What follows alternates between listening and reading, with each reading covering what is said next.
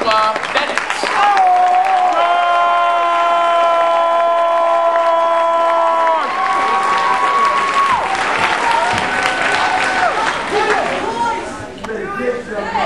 Pump it up. Swish.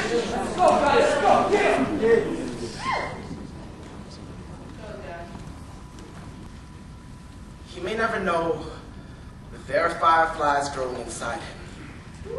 Wings threatening to sprout from his spine's dream, as if blind cry like mothers, forced to give birth in back alleys and brothels. My father is no hero. He's a postal worker. A Vietnam vet with a Jim Crow education, 6 kids, and enough regrets to fill a casket with. Sometimes sleeps with his eyes open, as if he's waiting for 3 AM redemption from whatever insomniac angels may still be watching over him. And with all of his flaws, I still love him. With every bit of the jigsaw puzzle heart that pumps life through this thin frame. The exact same blood that runs through my daddy's veins, because no matter how many miles I put between us, at times I try to forget him, the undeniable truth remains that I'm a carbon copy of my father. Exactly 5'10", 160 pounds soaking wet without a muscle in sight. Both like action movies. Love to pretend that we're really good at basketball and have this amazing ability to emotionally damage those we care about most. Take my mother, for instance. The woman who gave me life, and the person my father and I owe our biggest apology to for our unwillingness to be vulnerable. So Mom, I'm sorry for being so ungrateful, for not being satisfied with the fact that most times it was only you in the audience at slams and watching me on the sidelines. But if growing up as a black man in America has taught me anything, it is that there is nothing more dangerous than telling another man you care about him. So in this moment, right now, I'm choosing to murder the monster that hides inside me.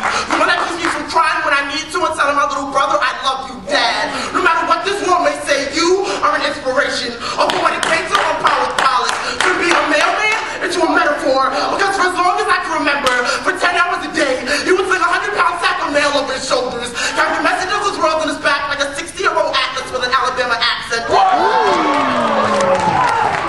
you may not know it, there's not much difference between the work he does every night and the way I write poems. See, my hands turn into carrier pigeons when I pick up a pen, allow my words to rocket through the air like I was on a first-name basis with the wind. Come on!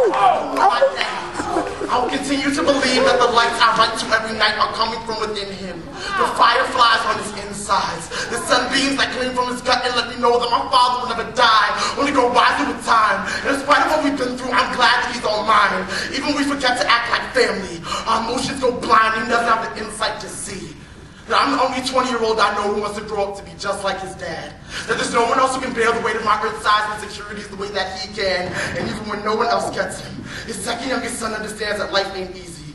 When you come home from war with a purple heart fastened to your chest and a shattered one behind the seams. When post office realities are strong as the bastard children of your law school dreams. I know what you sacrificed for me. And I promise I'll repay you one day, but for right now, let the lightning bugs loose.